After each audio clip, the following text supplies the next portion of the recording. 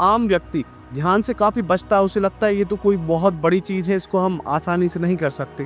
तो आप लोग इसको लगातार समाज के बीच में ले जाने की कोशिश कर रहे हैं, छात्रों के बीच में ले जा रहे हैं, पुलिस विभाग के अधिकारियों, कर्मचारियों के बीच में ले जा रहे हैं। तो ध्यान असल में होता क्या है और क्या आम आदमी इससे आसानी से जुड़ सकता है या फिर बहुत कठिन है? तो ध्यान सबसे स्पष्ट होता है आपके बचपन से आज तक। ध्यान शब्द का उपयोग कितनी बार आपके जीवन में हुआ है आप खुद देखिए। माँ ने क्या कहा, बेटा स्कूल ध्यान से जाना। पिता ने क्या कहा, ध्यान से पढ़ना। टीचर ने कहा ध्यान से बैठना।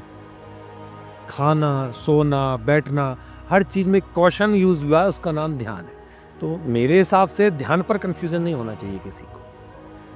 दूसरी चीज, ध्यान का जो माध्यम है वो बहुत सारी विधियां हैं। हमारे यहाँ हमारे पूर्वजों ने बहुत तरीके से ध्यान किए, बहुत सारे माध्यम है ध्यान के। लेकिन चूंकि अब हम ऐसी स्थिति में आ गए, ये बात सही है कि हमारे पूर्वजों ने एक पैर पे खड़े होकर हजारों वर्ष तपस्या की, ध्यान ही किया, ध्यान ही करते रहे।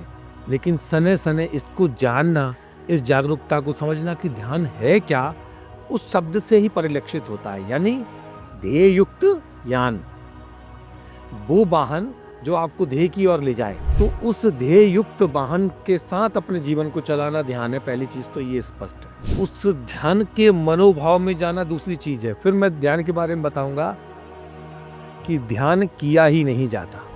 सबसे बड़ी भ्रांति कहाँ होती है कि करना कठिन है। मैं आपको बताता हूँ, ध्यान करने की चीज ही नहीं है, ध्यान तो होने की अवस्था है।